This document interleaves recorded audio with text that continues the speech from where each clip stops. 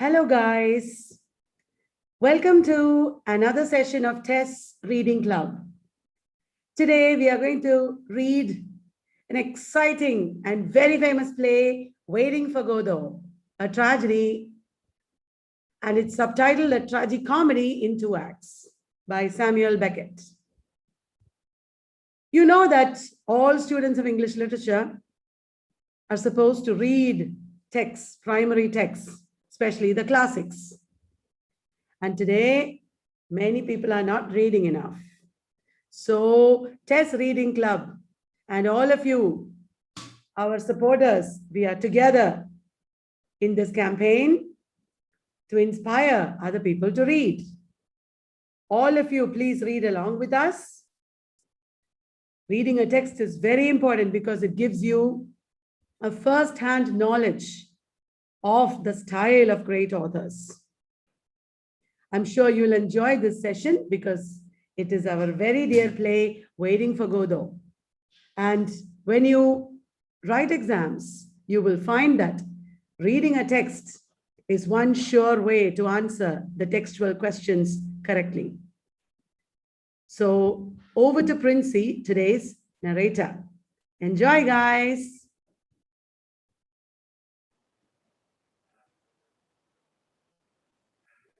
Waiting for Godot, Act 1. A country road, a tree. Evening. Estragon, sitting on a low mound, is trying to take off his boot. He pulls at it with both hands, panting. He gives up, exhausted, rests, tries again, as before. Enter Vladimir. Estragon giving up again. Nothing to be done. Vladimir advancing with short, stiff strides, legs wide apart.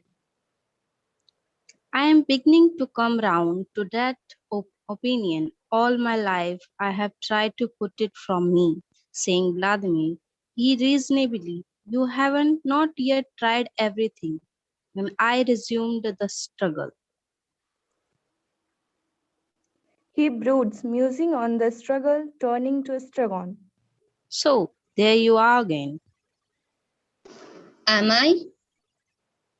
I'm glad to see you back. I thought you were gone forever. Me too. Together again at last. We will have to celebrate this. But how? Get up till I embrace you. Not now, not now. May one inquire where His Highness spent the night? In a ditch? A ditch? Where? Over there. Without And they gesture. didn't beat you? Beat me? Certainly they beat me.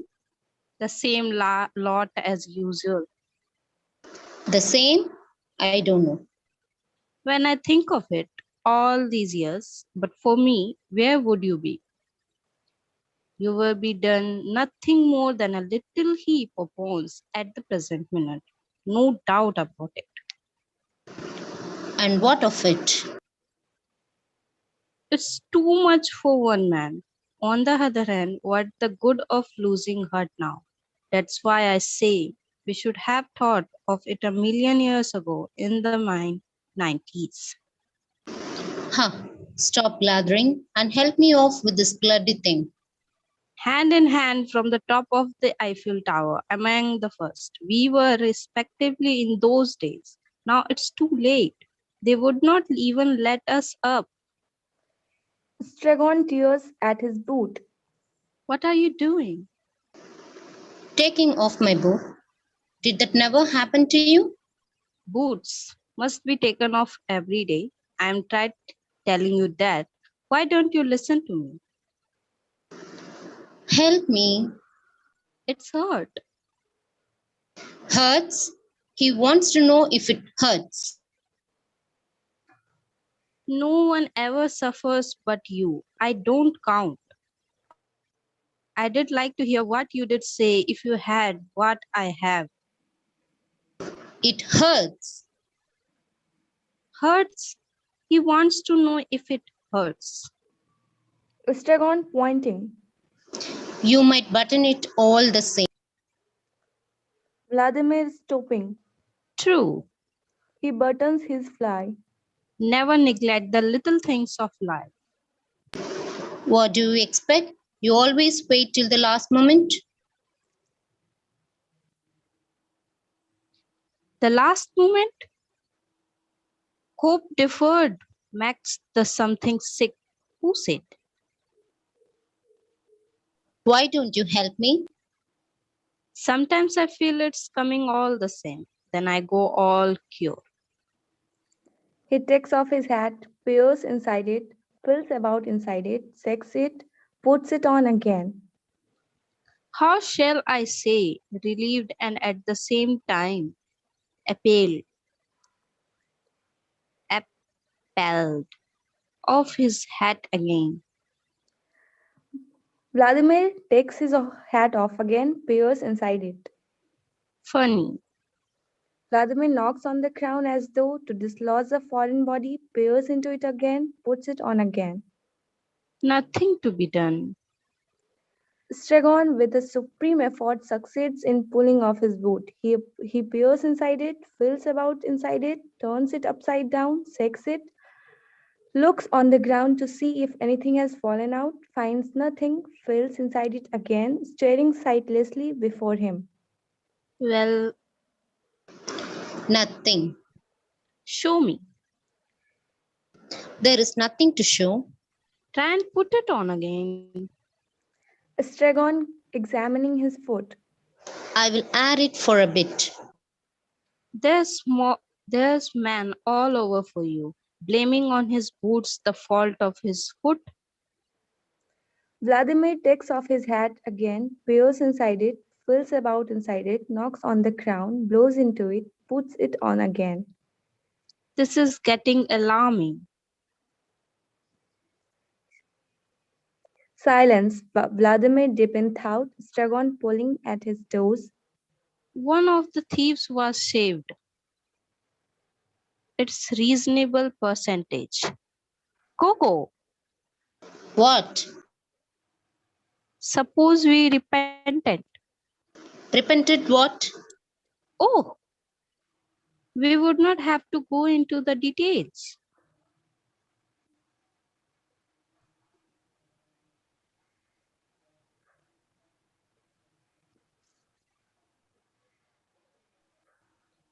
Vladimir Our breaks being into Vladimir breaks into a hearty laugh, which he immediately stiffens. His hand pressed to his pubis, his face contorted. one dare not even laugh anymore, Dreadful privation. merely smile. Vladimir smiles suddenly from ear to ear, keeps smiling, kisses as suddenly. It's not the same thing, nothing to be done.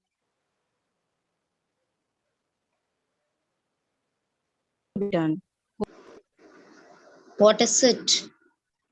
Did you ever read the Bible? The Bible? I must have taken a look at it. Do you remember the Gospels? I remember the maps of the Holy Land. Colored they were, very pretty. The Dead Sea was pale blue. The very look of it made me thirsty. That's where we will go. I used to say, that's where we will go for our honeymoon. We will swim, we will be happy. You should have been a poet. I was. Estragon gestures towards his rags. Isn't it that obvious? Where was I? How's your foot? Swelling visibly. Yes, the two thieves. Do you remember the story? No, Shall I tell it to you? no. It will pass the time. Two thieves, crucified at the same time as our Savior. One. Or what? Our Savior. Two thieves. One is supposed to have been saved and the other. He searches for the contrary of saved. Damned. Saved from what? Hell. I'm going. He does not move. And yet, how is it? This is not boring you, I hope. How is it that of the four, even Galates, only one speaks of a thief being saved? The four of them were there or thereabout, and only one speaks of a thief being saved? Come on, Gogo. Return the ball, can't you? Once in a way.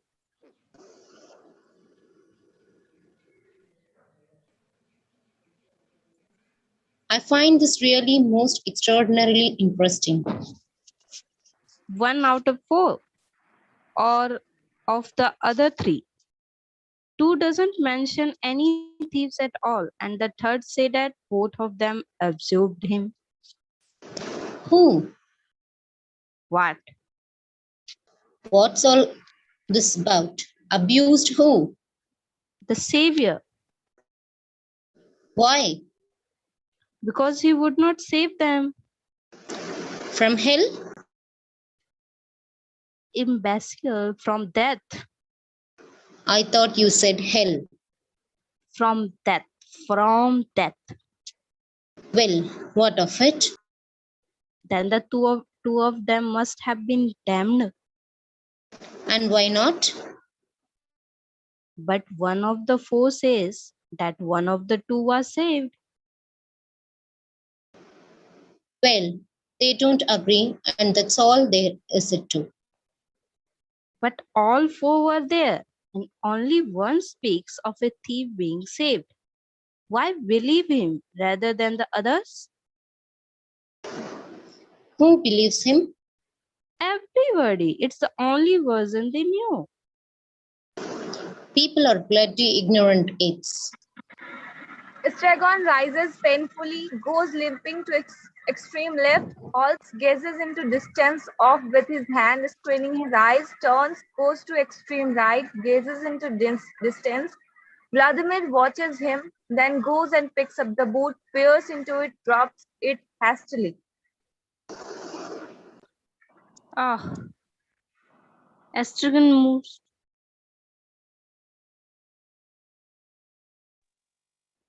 Charming spot.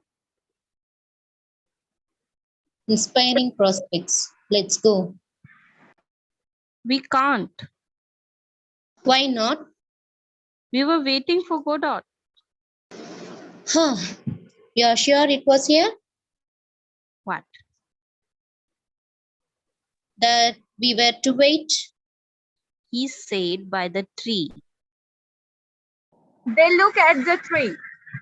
Do you see any others? What is it? I don't know. A willow? Where are the leaves? It must be dead. No more weeping? Oh, perhaps it's not the season. Looks to me more like a bush. A shrub. A bush. Hey, what are you insinuating? That we were come to the wrong place? He should be here. He did not say for sure. He did come. And if he doesn't come? We will come back tomorrow. And then the day after tomorrow? Possibly. And so on. The point is, Until he comes. you are merciless. We came here yesterday. Ah, no. There you have mistaken. What did we do yesterday? What did we do yesterday? Yes. Why? Nothing is certain you were have about. In my opinion, we were here. You recognize the place? I didn't say that. Well, That makes no difference. All the same, that tree, that dog.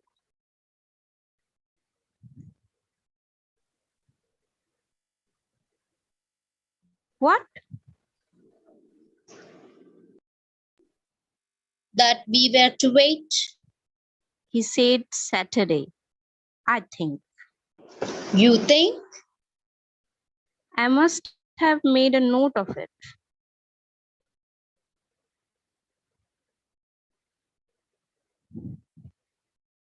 He fumbles in his pocket, bursting with miscellaneous rubbish. But what Saturday? And is it Saturday? Is it not rather Sunday? Or Monday? Or Friday? Looking widely about him as though his date was inscribed in the landscape. It's not possible. Or Thursday? What we will be do? If he came yesterday and we weren't here, you may be sure he won't come again today. But you say we were here yesterday. I may be mistaken. Let's stop talking for a minute. Do you mind? All right.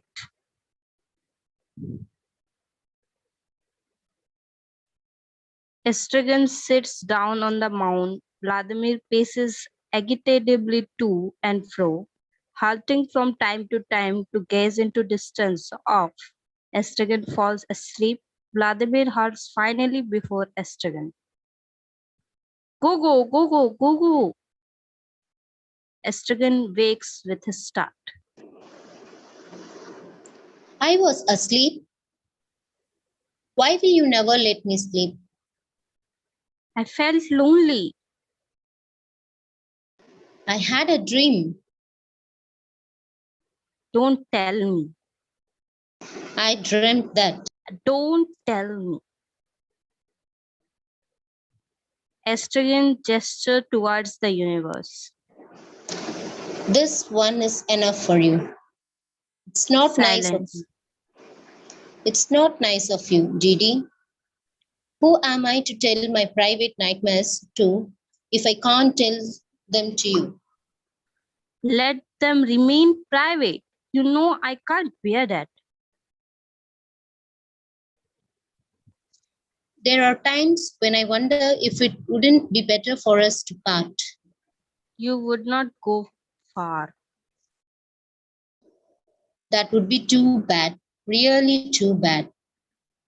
Wouldn't it, Didi? Be really too hard? Too bad? When you think of the beauty of the way and the goodness of the wayfarers, wouldn't it, Didi? Calm yourself. Calm? Calm? The English say calm. You know the story of the Englishman in the brothel? Yes. Tell it to me. Stop it. An Englishman, having drunk a little more than usual, proceeds to a brothel. The board asks him if he wants a fair one, a dark one, or a red-haired one. Go on. Stop it. Exit Vladimir hurriedly. Estragon gets up and follows him as far as the limit of the stage. Gesture of Estragon like those of a spectator encouraging a plaguist. Enter Vladimir. He brushes past Estragon, crosses the stage with bowed head.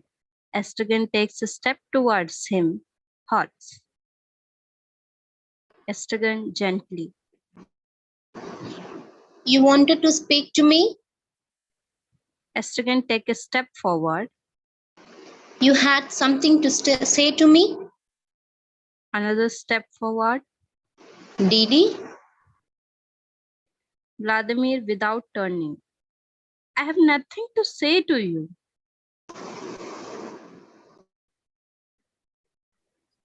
You're angry? Step forward. Forgive me. Another step forward. Come, Didi. Estragon lays his head on Vladimir's shoulder. Come, Didi. Give me your hand. Embrace me. Vladimir half turns. Embrace me. Vladimir stiffens. Don't be stubborn. Vladimir softens. They embrace. Estragon recoils. You stink of garlic. It's for the kidneys. Estragon looks attentively at the tree. What do we do now? Wait. Yes, but while waiting, What about hanging ourselves? I did give us an erection. An erection? With all that follows, where it falls, mandrakes grow. That's why they shrink while you pull them up. Did you not know that? Let's hang ourselves immediately. From a bow? I would not trust it.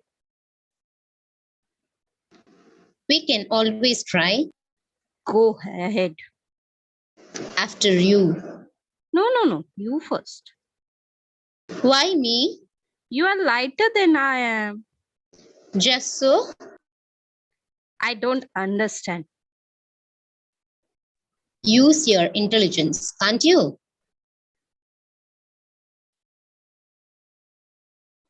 I remain in the dark.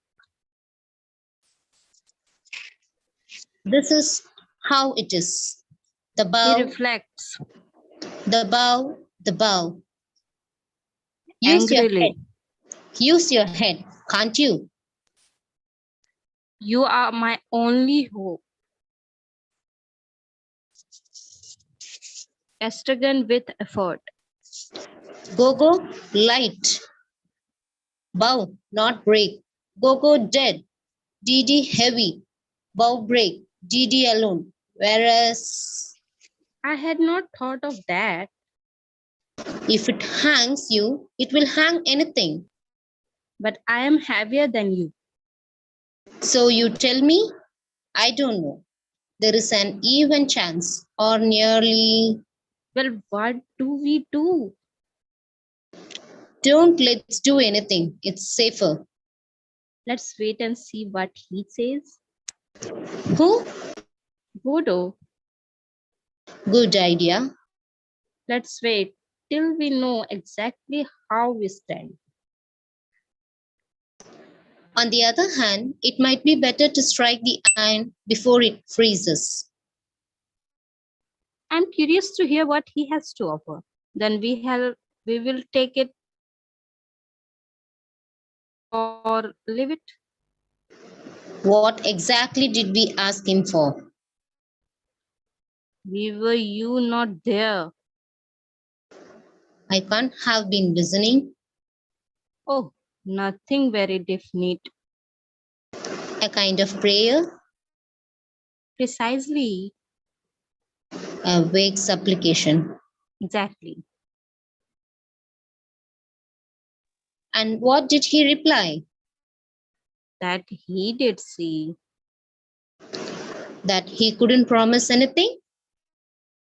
That he do have to think it over. In the quiet of his home? Consult his family, His friends? his agents, His correspondence? his books, His bank account? before taking a decision. It's the normal thing. Is it not? I think it is. I think so too.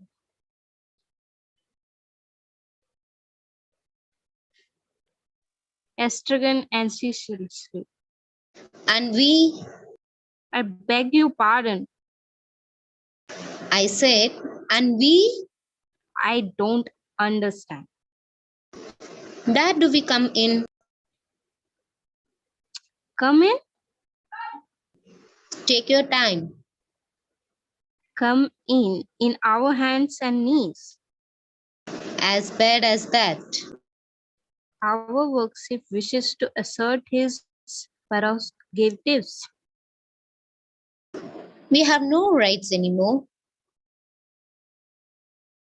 Estragon laugh of Vladimir stifled as before, less the smile. You did make me laugh. Was not prohibited. We have lost our rights. Vladimir distinctively. We got rid of them. Silence. They remain motionless, arms dangling, hands sunk, shagging at the knees. Estragon feebly. We are not tied. We are not. Listen. They listen, grotesquely rigid. I hear nothing. Hush. They listen. Estragon loses his balance, almost falls. He clutches at the arms of Vladimir, who totters. They listen, huddled together. Signs of relief, they relax and separate. You gave me a fright. I thought it was he, Who? Godot. Huh. The wind in the reeds. I could have sworn I heard shouts. And why would he shout? At his horse? Silence. Estragon violently. I'm hungry. Do you want a carrot? Is that all there is? I might have some turnips. Give me a carrot. Vladimir rummaged in his pockets, take out a turnip and give it to the Estragon, who takes a bite of it angrily. It's a turnip. Oh, pardon. I could have sworn it was a carrot. He rummaged again in his pockets, find nothing but turnips. All that's turnips? He rummaged. You must have eaten the last. Wait, I have it. He brings out a carrot and gives it to Estragon. There, dear fellow. Estragon wipes the carrot on his sleeves and begins to eat. Make it last. That's the end of them. I asked you a question. Did you reply? How's the carrot? It's a carrot. So much the better, so much the better. What was it you wanted to know? I have forgotten. That's what annoys me. He looks at the carrot appreciatively, dangles it between finger and thumb. I will never forget this carrot. He sucks the end of it meditatively. Yes, now I remember. Well, Estragon, his mouth full, viciously. We are not tied. I don't hear a word you are saying. I'm asking you if we were tied. Tired? Tied. How do you mean tired? Down. But to whom? By whom? To a man. To Godot. Tied to Godot? What an idea. No question of it for the moment. His name is Godot. I think so. Fancy that. He raises what remains of the carrot by the stub of leaf, drills it before his eyes. Funny. The more you eat, the worse it gets. With me, it's just the opposite. In other words, I get used to the muck as I go along. is that the opposite? Question of temperament? Of character? Nothing you can do about it. No, you struggling. One is what one is. No, you wriggling. The essential does not change. Nothing to be done. He professes the remain of the carrot to Vladimir.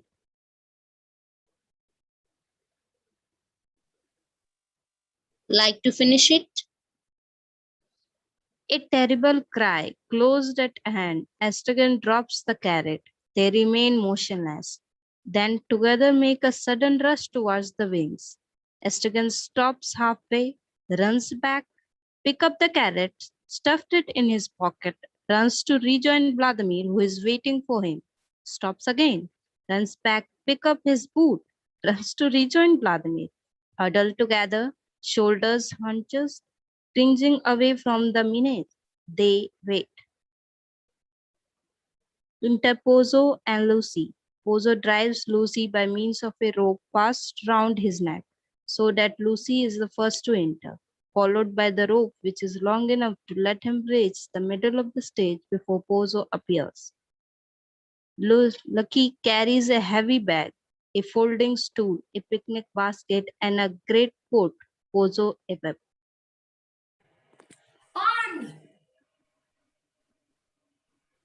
Crack up whip, Pozzo appears. They cross the stage. Lucky passes before Vladimir and Estragon and exit.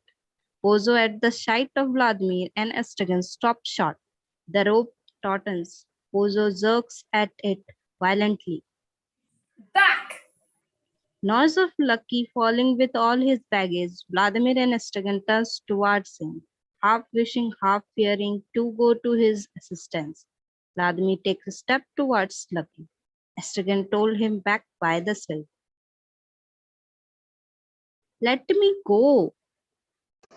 Stay where you are. Be careful, he's wicked Vladimir and Estragon turned towards Pozzo. with strangers. Estragon undertone. Is that him? Who?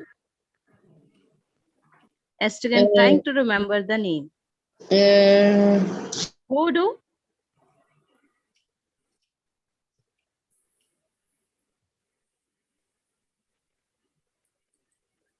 Yes. I present myself, Pozzo. Vladimir to Estragon. No, at all. He said Godot. Not at all. Estragon timidly at Pozzo. You are not Mr. Godot, sir. Pozzo, terrifying voice. Pozzo, does that name mean nothing to you? I say, does that name mean nothing to you? Vladimir and Estragon look at each other questioningly.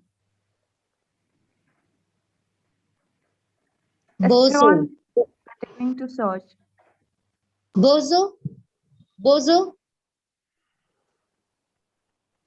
Ditto. Pozzo, Pozzo. Pozzo!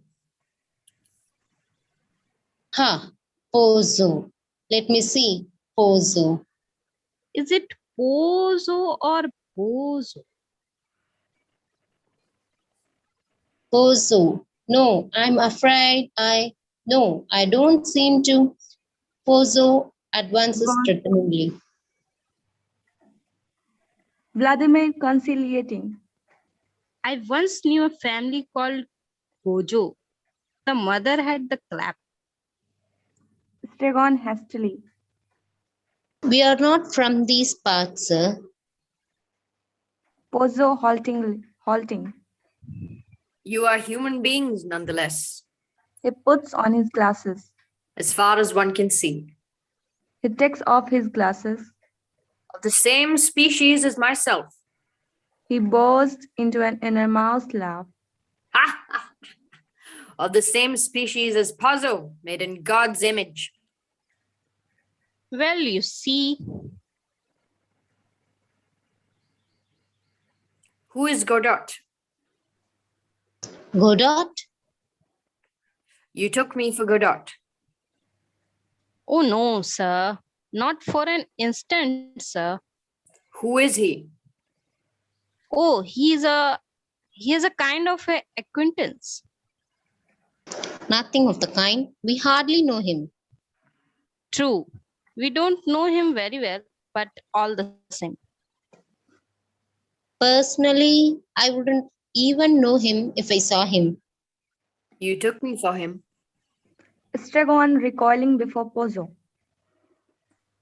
That's to say, you understand? The dust, the strain, waiting. I confess, I imagine for a second. Waiting? So you were waiting for him? Well, you see, Yeah? On my land? we didn't intend any harm. We meant well. The road is free to all. That's how we looked at it. It's a disgrace, but there you are. Nothing we can do about it. Pozzo with magnanimous gesture. Let's say no more about it. He jerks off the rope. Up, pig! Every time he drops, he falls asleep. Pozzo jogs the rope. Up, hog! Noise of Lucky getting up and picking up his baggage. Pozzo jogs the rope. Back! Enter Lucky backwards. Stop! Lucky stops. Turn. Lucky turns to Vladimir and Estragon affably.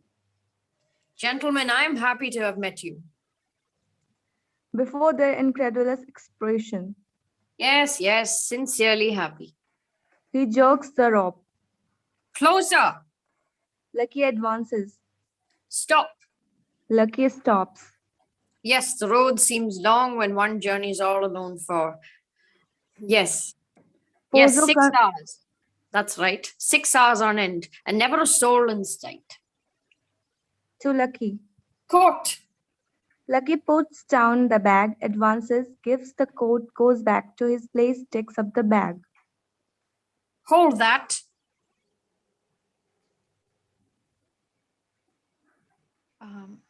You'll have to go up a little bit.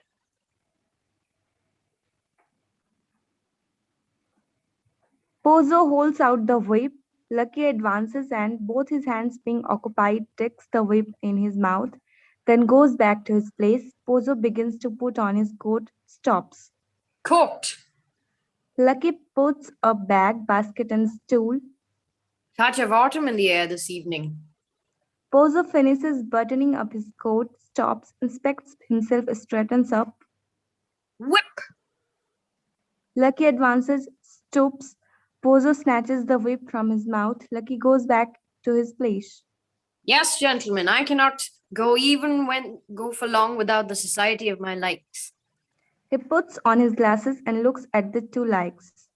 Even when the likeness is an imperfect one. Pozzo takes off his glasses. Stool! Lucky puts down his bag and basket, advances, opens stool, puts it down, goes back to his place, takes up bag and basket. Closer! Lucky puts down bag and basket, advances, moves the stool, goes back to his place, takes up bag and basket. Pozzo sits down, places the butt of his whip against Lucky's chest and pushes. Back! Lucky takes a step back. Further! Lucky takes another step back. Stop! Lucky stops to Vladimir and Estragon. That is why, with your permission, I propose to dally with you a moment before I venture any further. Basket! Lucky advances, gives the basket, goes back to his place. The fresh air stimulates the jaded appetite. He opens the basket, takes out a piece of chicken and a bottle of wine. Basket! Lucky advances, picks up the basket and goes back to his place. Further, Lucky takes a step back. he stinks. Happy days. Pozzo drinks from the bottle, puts it down and begins to eat. Silence. Vladimir and Estragon, cautiously at first, then more boldly, begin to circle about Lucky, inspecting him up and down. Pozzo eats his chicken voraciously, throwing away the bones after having sucked them. Lucky sags slowly until bag and basket touch the ground, then straightens up with a start and begins to sag again, rhythm of one slipping on his feet. What ails him? He looks tired. Why doesn't he put down his bags? How do I know? They both close in on him. Careful. Say something to him. Look, What? Vladimir pointing. his neck. Stragon looking at the neck. I see nothing. Here. Stragon goes over beside Vladimir. Oh, I see. A running sore. It's the rope. It's the rubbing. It's inevitable. It's not. It's the chaffing. They both resume their inspection, dwell on the face. Vladimir says grudgingly. He is not bad looking. Stragon Esther- shrugging his shoulders, wry face. Would you say so? A trifle effeminate. Look at the slobber. It's habitable. Look at the slaver. Perhaps he is a half-wit. A cretin? Vladimir looking closer. Looks like a goiter. It's not certain. He is painting. It's inevitable. And his eyes? What about them? Goggling out of his head. Looks like his last gasp to me. It's not certain. Ask him a question. Would that be a good thing? What do we risk? Estragon timidly. Mr. Louder. Mister? Says louder. Leave him in peace. They turn toward Pozzo, who, having finished eating, wipes his mouth with the back of his hand. Can't you see he wants to rest? Basket! Pozzo strikes a match and begins to light his pipe. Stragon sees the chicken bones on the ground and stares at them greedily. As Lucky does not move, Pozzo throws the match angrily away and jerks the rope. Basket! Lucky starts, almost falls, recovers his senses, advances, puts the bottle in the basket, and goes back to his place. Stragon stares at the bones. Pozzo strikes another match and lights his pipe. What can you expect? It's not his job. Pozzo pulls at his pipe, stretches out his legs. Ah, that's better. Stragon timidly. Please, sir. What is it, my good man? You have finished with the... you don't need the bones, sir. Vladimir is scandalized. You could not have waited. No, he does well to ask. Do I need the bones? Pozzo turns them over with the end of his whip. No, personally, I do not need them anymore. Estragon takes a step towards the bones. But Estragon stops short. in theory, the bones go to the carrier. He is therefore the one to ask. Estragon turns towards Lucky, hesitates. Go on. Don't be afraid. Ask him. He'll tell you. Estragon goes towards Lucky, stops before him. Mister? Excuse me, mister? You're being spoken to, pig. Reply. To Estragon. Try him again. Excuse me, mister. The bones. You won't be wanting the bones. Lucky looks long at Estragon.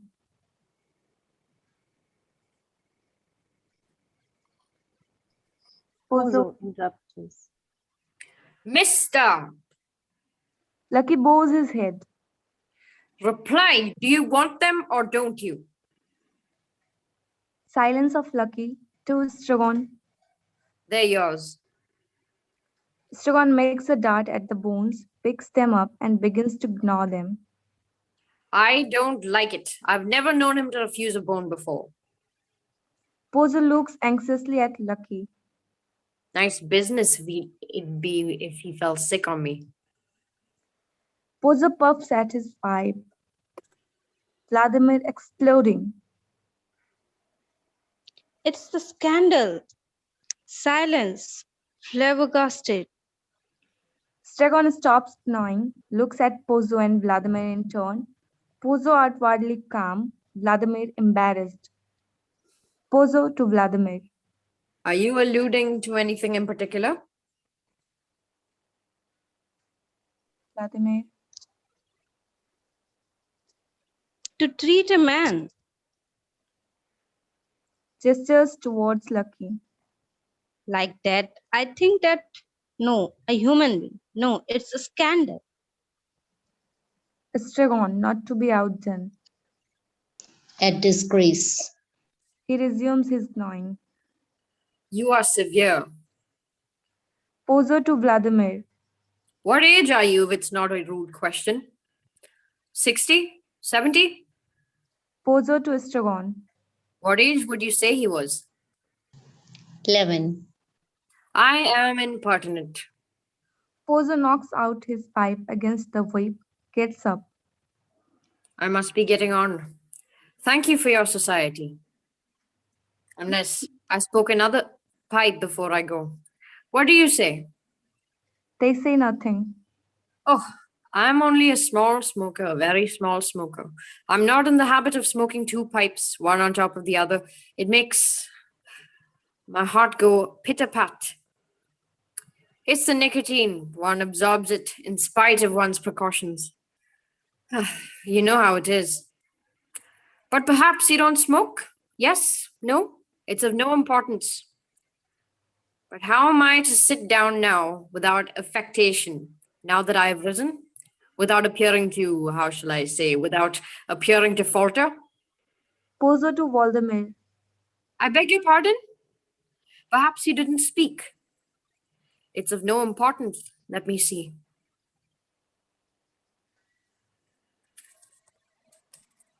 Estragon. That's better. Estragon puts the bones in his pocket. Let's go. So soon? One moment. Pozzo jogs the rope. Stool. He points with his whip. Lucky moves the stool. More. There. Pozzo sits down. Lucky goes back to his place. Done it. Pozzo fills his pipe. Vladimir vehemently. Let's go. I hope I'm not driving you away. Wait a little longer. You'll never regret it. Estragon sainting charity. We are in no hurry. Pozzo having lit his pipe. The second is never so sweet. Pozzo takes the pipe out of his mouth, contemplates it. As the first, I mean. He puts the pipe back in his mouth. but it's sweet just the same. I'm going. He can no longer endure my presence. I'm perhaps not particularly human, but who cares? Pozzo to Vladimir. Think twice before you do anything rash. Suppose you go now while it is still day, for there is no denying it is still day. They all look up at the sky. Good. They stop looking at the sky. What happens in that case? Pozzo takes the pipe out of his mouth, examines it. I'm out. He relights his pipe. In that case, what happens in that case to your appointment with this Godin, anyhow you see who I mean, who has your future in his hands? At least your immediate future.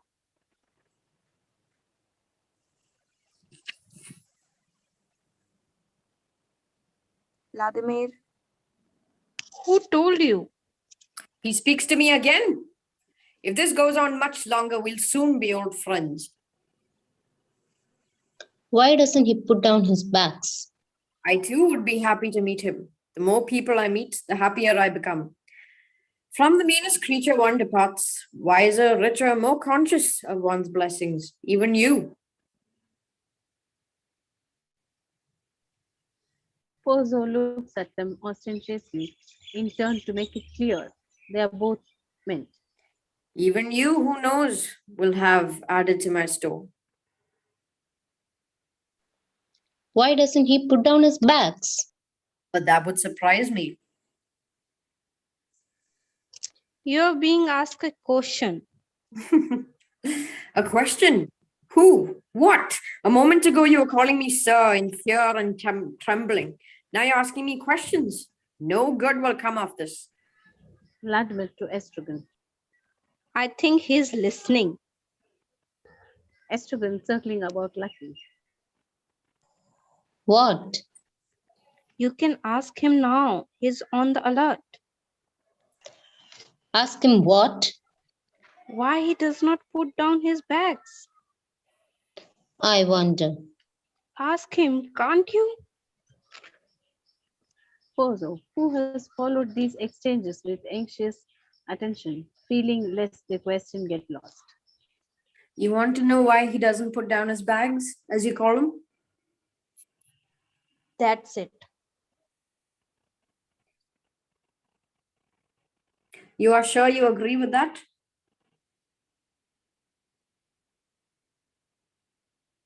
He's puffing like a Krampus. The answer is this. To Estragon. But stay still, I beg of you. You're making me nervous. Here, What is it? he's about to speak. Good.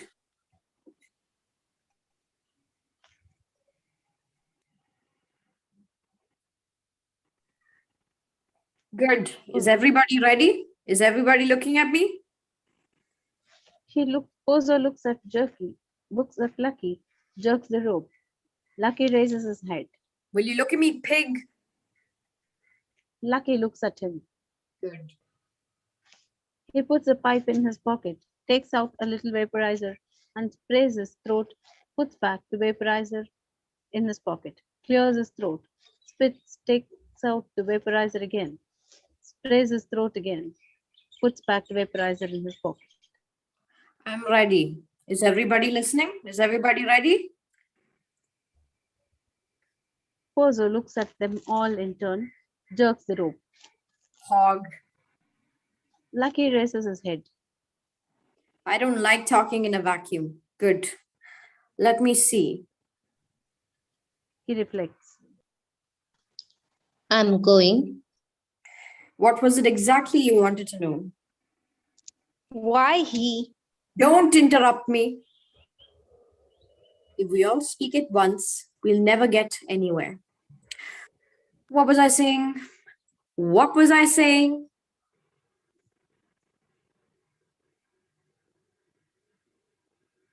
Vladimir mimics one carrying a heavy burden. Pozzo looks at him puzzled. Estragon forcibly. Bags. He points at Lucky. Why? Always whole. He sighs, painting. Never put down. Estragon opens his hand, straightens up with relief. Why? Ah, why couldn't you say so before? Why he doesn't make himself comfortable? Let's try and get this clear. Has he not the right to? Certainly he has. It follows that he doesn't want to. There's reasoning for that. Why doesn't he want to? Gentlemen, the reason is this. Vladimir to Estragon.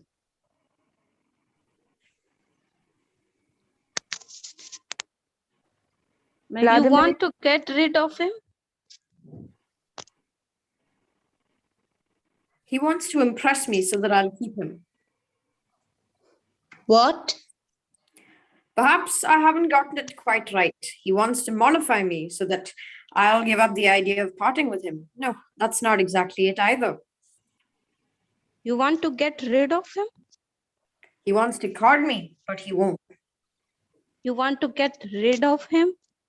He imagines that when I see how well he carries, I'll be tempted to keep him on in that capacity.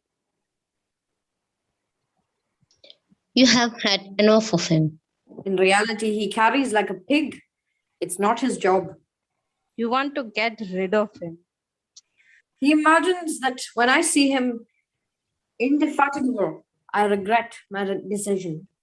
Such is his miserable scheme, as though I were short of slaves. All three look at Lucky.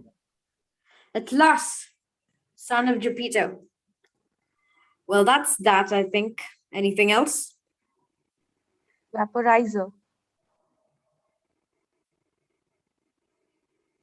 Vladimir.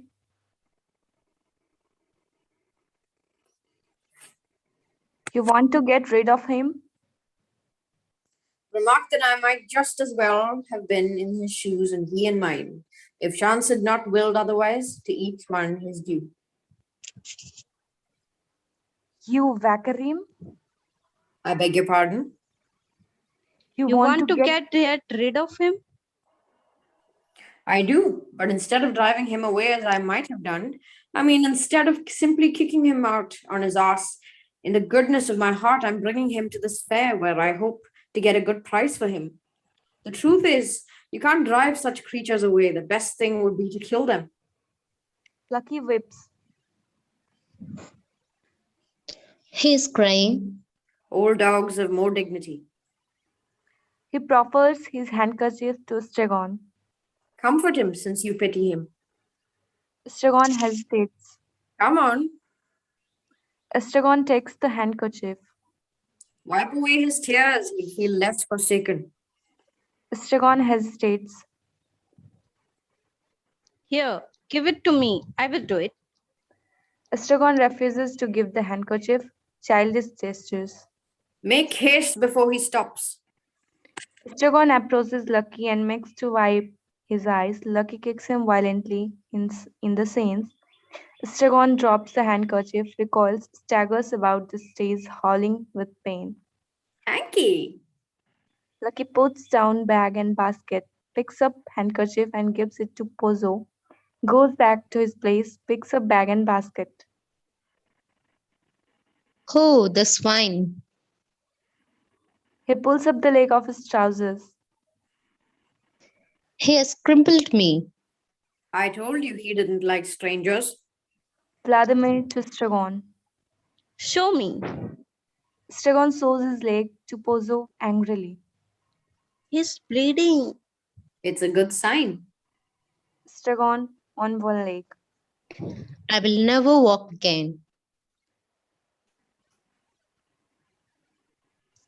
Vladimir. I will carry you, if necessary. He stopped crying. To Estragon. You have replaced him, as it were. The tears of the world are a constant quantity. For each one who begins to weep somewhere else, another stops. The same is true of the laugh. Let us not then speak ill of our generation. It is not any unhappier than its predecessors. Let us not speak well of it either. Let us not speak of it at all. It is true the population has increased. Try and walk. Estragon takes a few limping steps, stops before Lucky and spits on him, then goes on and sits down on the mound. Guess who taught me all these beautiful things? Pause, pointing to Lucky. My Lucky. Vladimir looking at the sky. Will night never come? But for him, all my thoughts, all my feelings would have been of common things. Professional worries. Beauty, grace, truth of the first water. I knew they were all beyond me. So I took a nook. Vladimir startled by his inspection of the sky. A nook? That was nearly 60 years ago. He consults his watch, Yes, nearly 60. drawing himself up proudly. You wouldn't think it to look at me, would you? Compared to him, I look like a young man, no? Hat! Lucky puts down the basket and takes off his hat. His long white hair falls about his face. He puts his hat under his arm and picks up the basket. Now look. Pozzo takes off his hat. All four wears bowlers. He is completely bald. He puts on his hat again. Did you see? And now you turn him again. Such an old and faithful servant. Swine. Pozzo more and more agitated.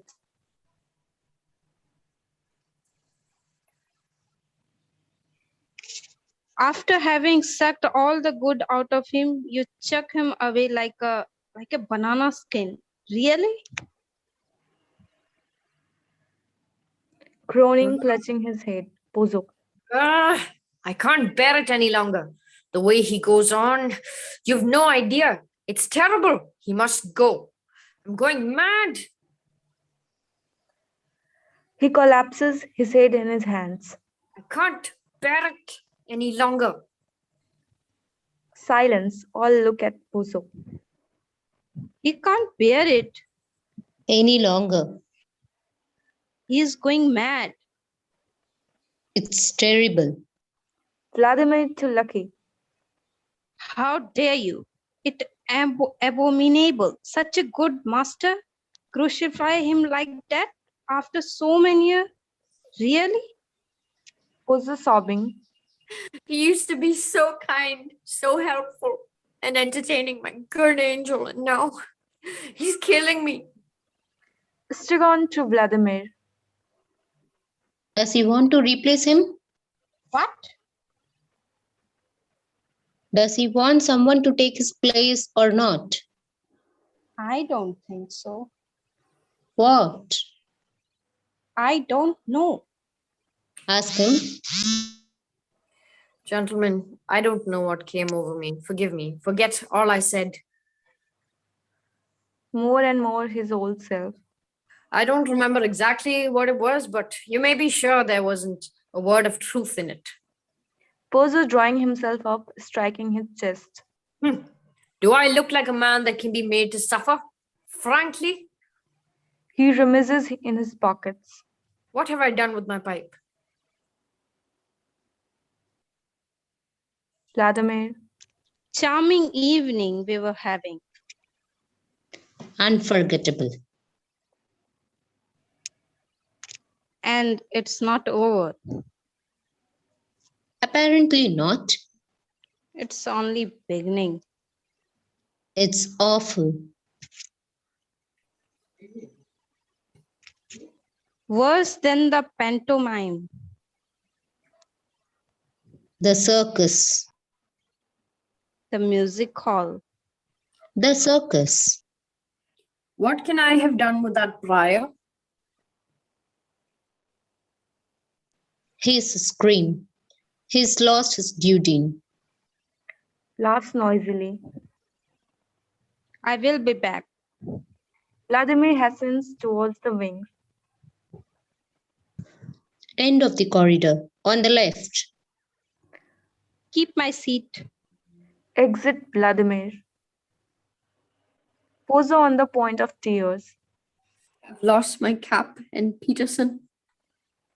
Estragon convulsed with merriment. He will be the death of me. You didn't see by any chance. He misses Vladimir. Oh, he's gone without saying goodbye. How could he? He might have waited. He would have burst.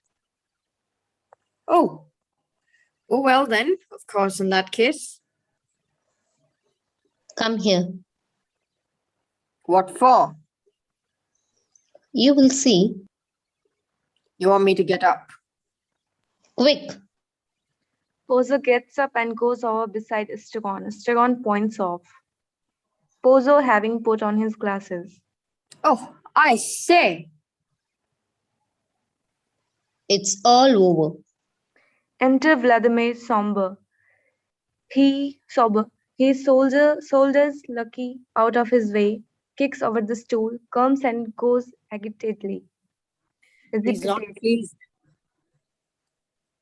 Estragon to Vladimir. You missed a treat, Petey.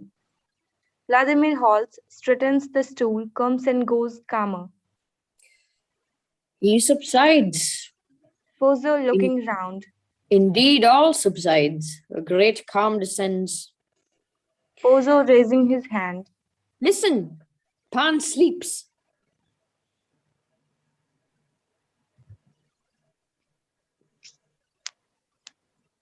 Will night never come?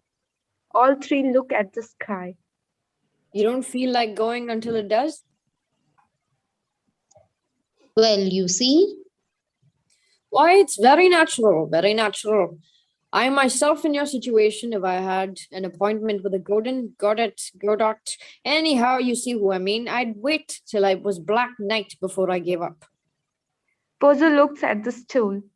I'd very much like to sit down, but I don't quite know how to go about it. could I be of any help? If you ask me, perhaps. What? If you ask me to sit down, Would that be a help? I fancy so. Here we go. Be seated, sir. I beg of you. No, I wouldn't think of it. Ask me again. Come. Take a seat. I beseech you. You will get pneumonia. You really think so? Why? It's absolutely certain. No doubt you are right. Done it again. Thank you, dear fellow. But I must Pozzo really consults be his getting watch. But I must really be getting along if I am to observe my schedule. Time Vladimir. has stopped. Time has stopped. Pozzo cuddling his watch to his ear. Don't you believe it, sir? Don't you believe it? Pozzo puts his watch back in his pocket. Whatever you like, but not that. Estragon to Pozzo. Everything seems black to him today. Except the firmament. But I see what it is. You are not from these parts. You don't know what our twilights can do. Shall I tell you? Estragon is fiddling with his boot again. Vladimir with his hat. I can't refuse you. Vaporizer. A little attention, if you please. Vladimir and Estragon continue their fiddling. Lucky is half asleep. Pozzo cracks his whip feebly. What's the matter with this whip? Pozzo gets up and cracks it more vigorously. Finally, with success, Lucky jumps. Vladimir's hat, Estragon's boot, Lucky's hat fall to the ground. Pozzo throws down the whip. Worn out, this whip. Pozzo looks at Vladimir and Estragon. What was I saying? Let's go. Go. But take the weight off your feet. I implore you. You will catch your death. True. Pozzo sits down to Estragon. What is your name? Adam. Ah, yes, the night. Pozzo raises his head. But be a little more attentive for pity's sake. Otherwise, we'll never get anywhere. Pozzo looks at the sky. Look, All look out the sky except Lucky, who is dozing off again. Pozzo jerks the rope. will you look at the sky, pig? Lucky looks at the sky. Good, that's enough. They stop looking at the sky. What is there so extraordinary about it?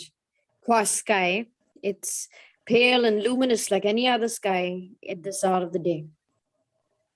In these latitudes, when the weather is fine, an hour ago, Pozzo looks at his watch. roughly after having poured forth even since, say 10 o'clock in the morning, tirelessly torrents of red and white light, it begins to lose its effulgence, to grow pale, Gesture of the two hands lapsing by stages. pale, even a little paler until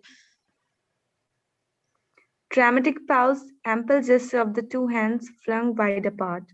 poof, finished. It comes to rest. But, Hand raised in admonition. like that,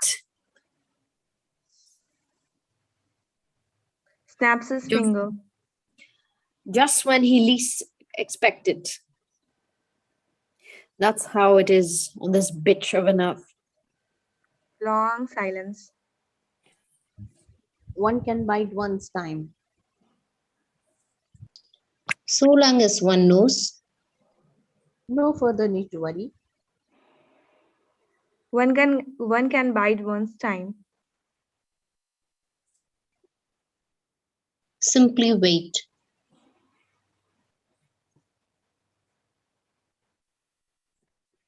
Vladimir. We're used to it. Vladimir picks up his hat, peers inside it, checks it, puts it on. How did you find me?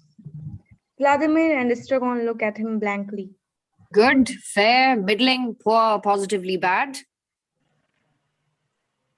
Vladimir forced to understand.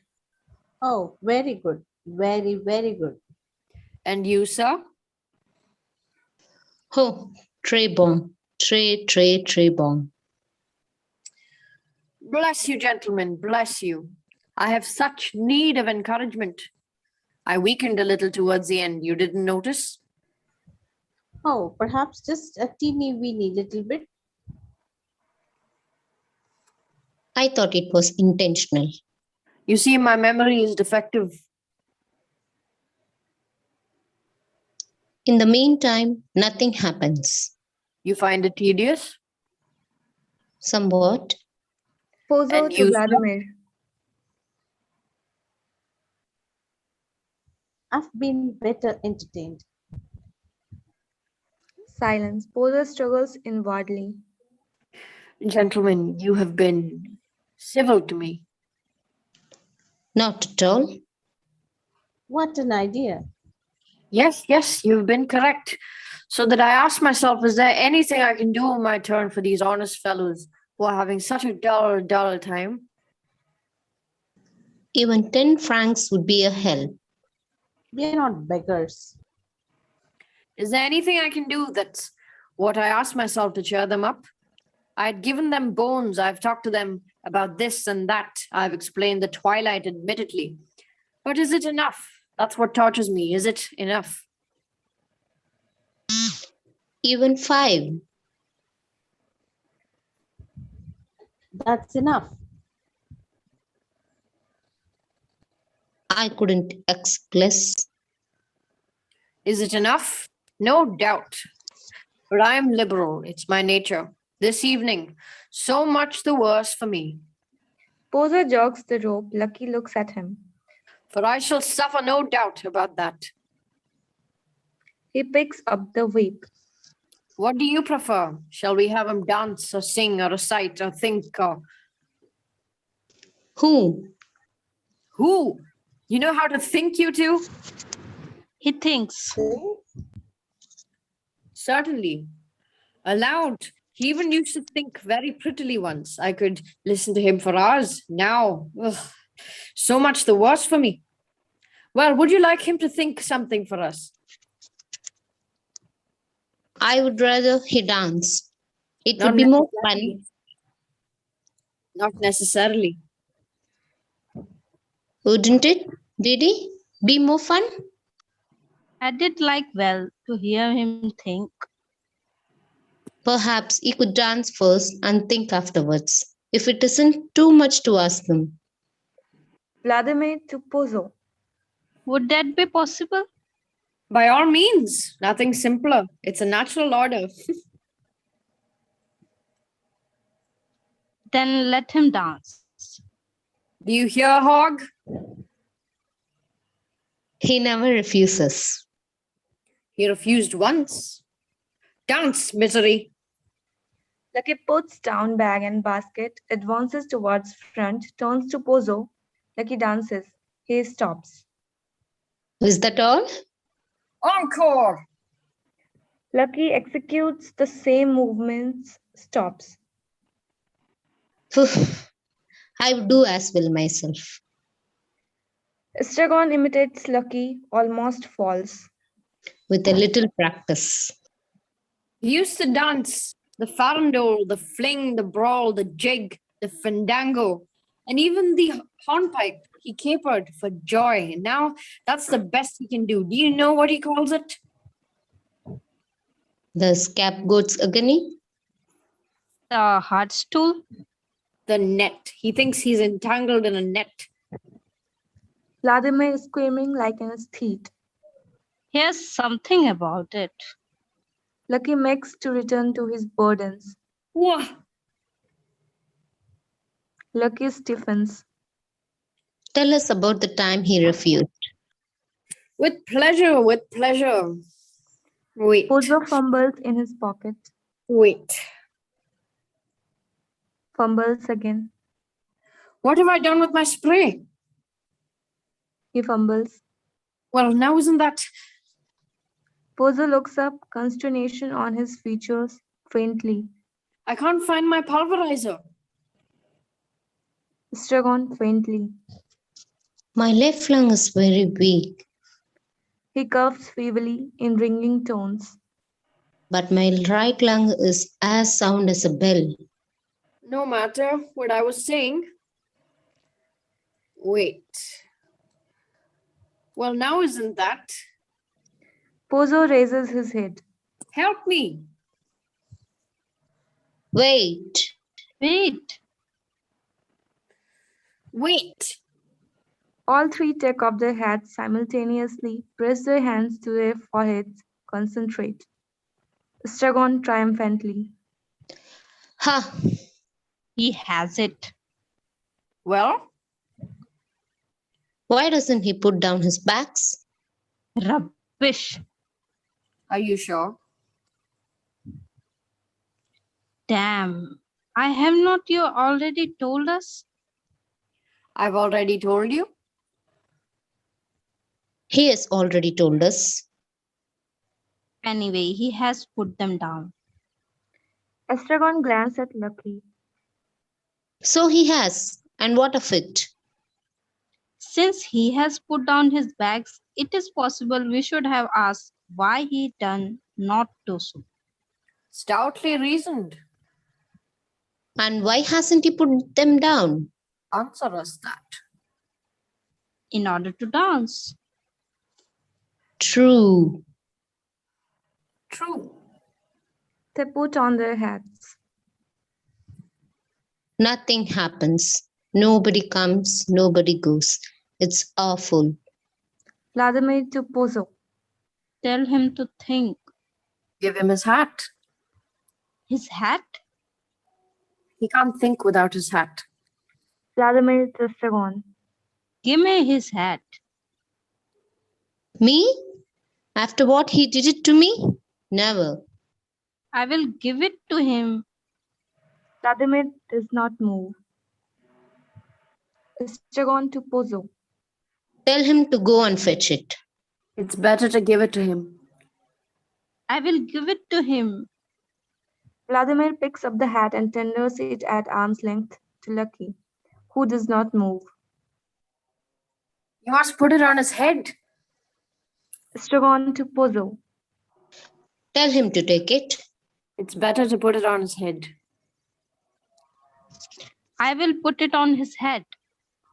Vladimir goes round behind Lucky, approaches him cautiously, puts the hat on his head, and recoils smartly. Lucky does not move.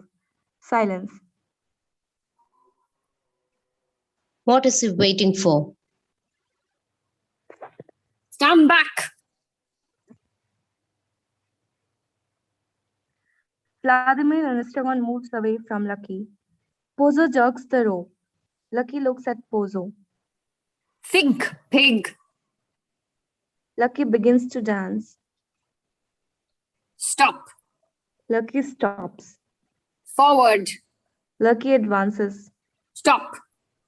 Lucky stops. Think.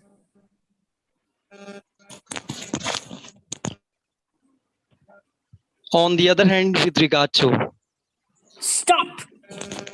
Lucky stops. Back. Lucky moves back. Stop. Lucky stops. Turn. Lucky turns towards auditorium. Think. During Lucky's tirade, the others react as follows.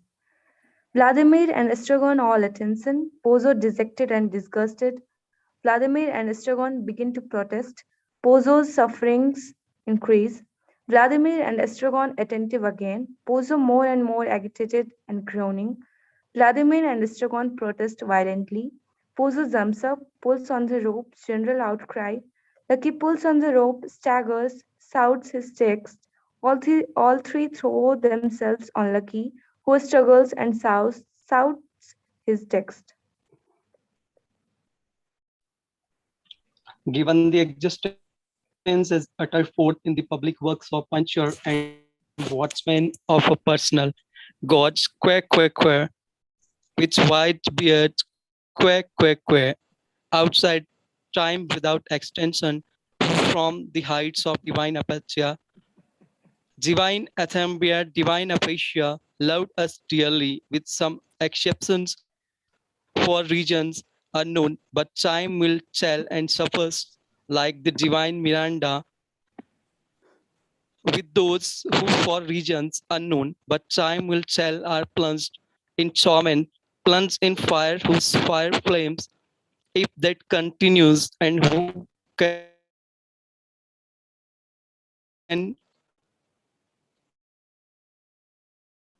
can doubt it will fire last hell to heaven, so blue, evo, inseminant, is better than nothing, but not so fast, and considering what is more, that as a result of the labors left unfinished crowned by the Academy of Anthropometry of as in Pozzo of Testu and Canada, it is so established beyond all doubts, all other doubt, than that which clings to the labors of man, that as a result of the labor, puncture and all doubt that in view of the labors, Facho and Belcher left unfilled spawn regions unknown of Testu and Canada left unfinished. It is established what many deny that man in Pozzo of Testu and Canada, that man is as a that man in short, that man in brief, in spite of these strides of elimination and defection, waste and pines, and concurrently, simultaneously, what is more for regions unknown in spite of these strides of physical culture, the practice of sports such as tennis, football, running, cycling, of 1 inch 4 ounce per head, approximately by and large, more or less to the nearest decimal good measure round figures stock naked in the stocking fit in Connemara in a word for regions unknown, no matter what matter the facts are there, and considering what is much more grave that in the light of the labors lost of strength and patterment, it appears what is much more grave that in the light of the labors lost of strength and patterment, that in the plains, in the mountains, by the siege, by the rivers, running water, running fire, the air is the same, and then the earth, namely the air, and then the earth in the great cold, the great dark, the air and the earth, abode of the stones in the dark cold. Alas, alas, in the year of their Lord 600 and something, the earth, the sea, the earth, abode of the stones in the great deeps, the great cold on sea, on land, and in the air. I resume for regions unknown in spite of the tennis. The facts are there, but time will tell. I resume, alas, alas, on, in short, in fine, on an abode of stones. Who can doubt if I resume for regions unknown in spite of the tennis? The facts are there, but time will tell. I resume, alas, alas, on, in short, in fine, on an abode of stones. Who can doubt if I resume for regions unknown in spite of the tennis?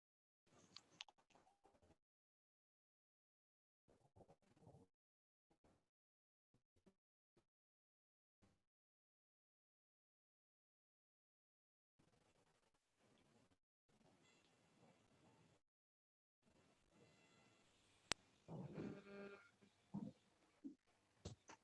I resume, but not so fast. I resume, the skull fading, fading, fading, and concurrently, simultaneously. What is more, for reasons unknown, in spite of the tennis, on the beard, the flames, the tears, the stones, so blue, so calm, alas, last, on the skull, the skull, the skull, the skull, in Connemara, in spite of the tennis, the labors, abandoned, left unfinished, graver still aboard. Of stones, in a word, I resume, alas, alas, abandoned, unfinished, the skull in Connemara, in spite of the tennis, the skull, alas, the stones, canard. Tennis, the stones, so calm, canard, unfinished. His hat.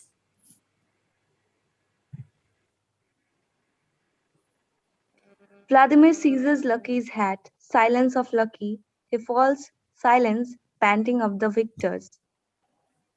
Avenged. Vladimir examines the hat, peers inside it. Give me that. Pozzo snatches the hat from Vladimir, throws it on the ground, tramples on it. There's an end to his thinking. But will he be able to walk? Walk or crawl? Pozzo kicks Lucky. Up, pig. Perhaps he is dead. You will kill him? Up, scum. Pozzo jogs the rope. Help me. How? Raise him up. Vladimir and Estragon hoist Lucky to his feet, support him an instant, then let him go. He falls. He is doing it on purpose. You must hold him. Come on, raise him up. To hell with him. Come on, once more. What does They he take? raise Lucky, hold him up. Don't let him go. Pozzo. Vladimir and Estragon Toto. Don't move. Pozzo fetches bag and basket and brings them towards Lucky. Hold him tight. He puts the bag in Lucky's hand. Lucky drops it immediately. Don't let him go. He puts back the bag in Lucky's hand gradually at the feel of the bag. Lucky recovers his senses and his fingers finally close round the handle. Hold him tight. As before with basket. Now, you can let him go. Vladimir and Estragon move away from Lucky, who totters, reels, sags, but succeeds in remaining on his feet. Bag and basket in his hands, Pozzo steps back, cracks his whip. Forward. Lucky totters forward. Back. Lucky totters back. Turn. Lucky turns, Done it. He can walk. turning to Vladimir and Estragon. Thank you, gentlemen. Let me. He fumbles in his pockets. Let me wish you. Fumbles. Wish you. Fumbles. What have I done with my watch? Fumbles. A genuine half-hunter gentleman with deadbeat escapement.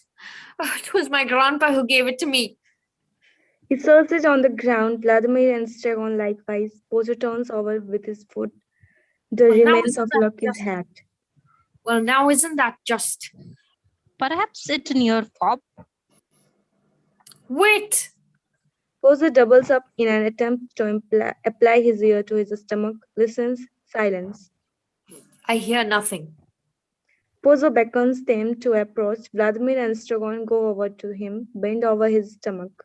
Surely one could hear the tick-tick. Silence. All listen, bent double. I hear something. Where? It's the heart. Pozzo disappointed. Damnation. Silence. Perhaps it has stopped. They straighten up. Which of you smells so bad? He has stinking breath and I have stinking feet. I must go. And you're half hunter? I must have left it at the manor. Then adieu. Adieu. Adieu. Adieu. Silence, no one Adieu. moves. And thank you.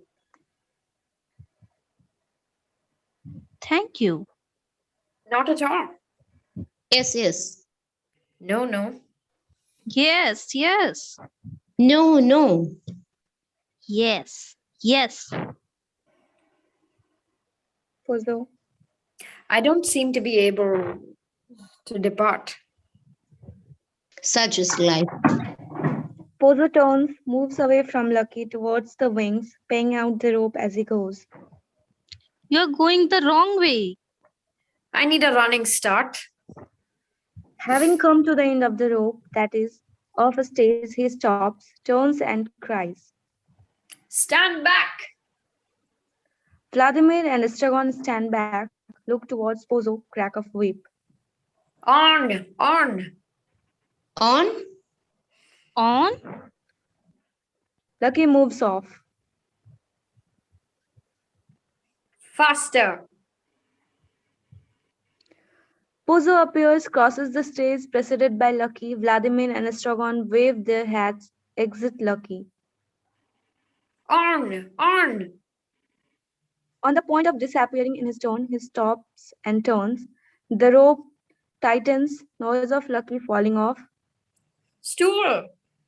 Vladimir fetches a stool and gives it to Pozzo, who throws it to Lucky.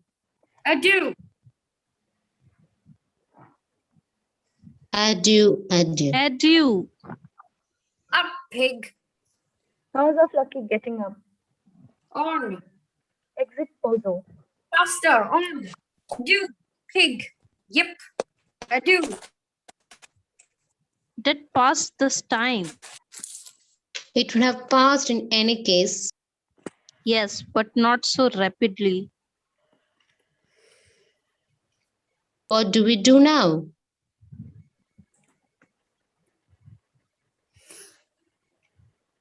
I don't know. Let's go. We can't. Why not? We were waiting for Godot. Ha! How they have changed. Who? Those two. That's the idea. Let's make a little conversation. Haven't they What? changed? Very likely. It's certain. They all change, only we can't. Likely? It's certain? Don't you see them? I suppose I did, but I don't know them. Yes, you don't know them. No, I don't know them. We know them. I tell you, you forget everything. Unless they are not the same. Why didn't they recognize us then? That means nothing. I too pretended not to recognize them, and then nobody ever recognizes us. Forget it. What we need, uh, uh, Unless they have not the same. Didi, it's the other food. Estragon goes hobbling towards the mound. Unless they are not the same. Boy. Mr. Estragon halts. Both look towards the voice. Off we go again. Approach my child. Enter boy timidly. He halts. Mr. Albert? Yes, What do you want? approach. The boy does not move. Approach when you are told, can't you? The boy advances timidly. Halts. What is it? Mr. Godot? Obviously, approach. Will you approach? The boy advances timidly. What kept you so late? You have a message from Mr. Godot? Yes, sir. Well, what is it? What kept you so late? The boy looks at them in turn, not knowing to which he should reply. Vladimir to Estragon. Let him alone. You let me alone? Advancing to the boy. Do you know what time it is? Boy recoiling. It's not my fault, sir. And whose it is? Mine? I was afraid, sir. Afraid of what? Of us? Answer me. I know what it is. He was afraid of the others. How long have you been here? A good while, sir. You were afraid of the whip, Yes, sir. the roars, Yes, sir. the two big men. Yes, sir. Do you know them? No, sir. Are you native of these parts? Do you belong to these parts? Yes, sir. That's all a pack of lies. Estragon shaking the boy by the arm. Tell us the truth. But it is the truth, sir. Well, will you let him alone? What's the matter with you? Estragon releases the boy, moves away, covering his face with his hands. Vladimir and the boy observe him. Estragon drops his hands. His face is convulsed. What's the matter with you? I'm unhappy. Not really, since when I had forgotten. extraordinary the tricks that memory plays. Estragon tries to speak, renounces, limps to his place, sits down, and begins to take off his boots. To boy. Well, Mr. Godot? I have seen you before. Have not I? I don't know, sir. You don't know me? No, sir. I was not you came yesterday. No, sir. This is your first time? Yes, sir. Words, speak. Mr. Godot told me to tell you he won't come this evening, but surely tomorrow. Is that all? Yes, sir. You work for Mr. Godot? Yes, sir. What do you do? I mind the goats, sir. Is he good to you? Yes, sir. Yes, sir. He does not beat you? No, sir. Not me. Whom does he beat? He beats my brother, sir. Ah, you have a brother. Yes, sir. What does he do? He minds the sheep, sir. And why does not he beat you? I don't know, sir. He must be fond of you. I don't know, sir. Does he give him enough to eat? Does The he boy feed you hesitates. well? Fairly well, sir. You are not unhappy. The boy hesitates again. Do you hear me? Yes, sir. Well, I don't know, sir. you don't know if you have unhappy or not. No, sir. You are as bad as myself. Where do you sleep? In the loft, sir. In the loft with your brother. Yes, sir. In the hay. Yes, sir. All right, you may go. What am I to tell Mr. Godot, sir? Tell him you saw us. You did see us, didn't you? Yes, sir. The boy steps back, hesitates, turns, and exits running. The light suddenly fails. In a moment, it is night. The moon rises at back, mounts in the sky, stands still, shedding a pale light on the scene. Vladimir. At last. Estragon gets up and goes towards Vladimir, a boot in each hand. He puts them down at edge of a stage, straightens and contemplates the moon.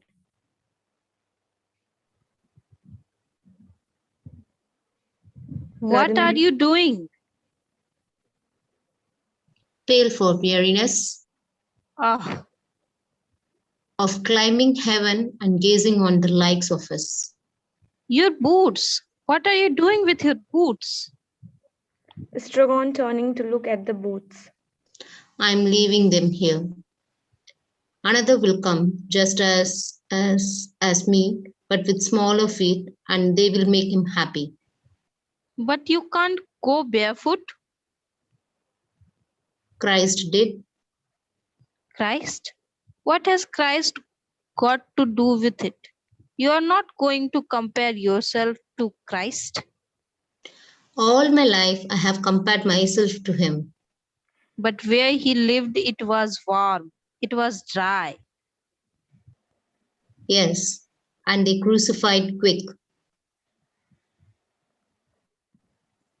We have nothing more to do here. Nor anywhere else. Vladimir. Ah, Gogo, don't go on like that. Tomorrow everything will be better. How do you make that out?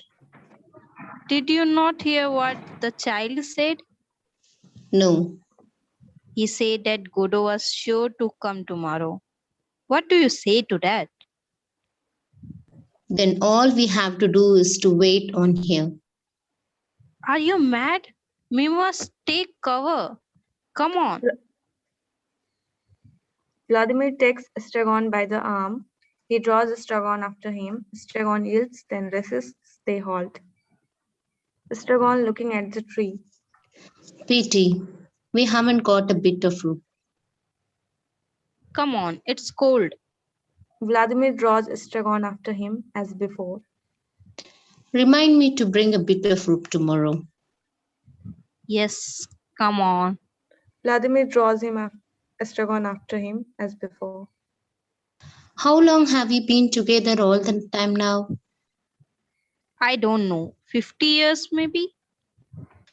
Do you remember the day I threw myself into the Rhone? We were grape harvesting. You fished me out. That's all, dead and buried. My clothes dried in the sun. There's no good harking back on that. Come on. Vladimir draws Estragon after him as before. Wait, I'm cold. wait. Estragon moves away from Vladimir. I sometimes wonder if we wouldn't have been better off alone, each one for himself. Estragon crosses the stage and sits down on the mound. We weren't made for the same road. Vladimir without anger. It's not certain. No, nothing is certain. Vladimir slowly crosses the stage and sits down beside Estragon. We can still part if you think it would be better. It's not worthwhile now. No, it's not worthwhile now. Well, shall we go? Yes, let's go. They do not move. End of the Act 1. Waiting for Godot. Thank you for listening.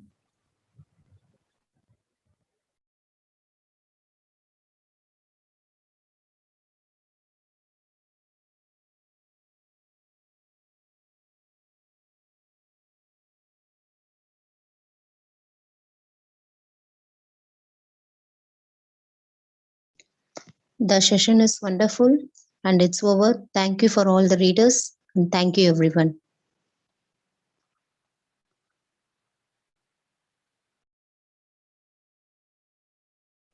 We are closing the session.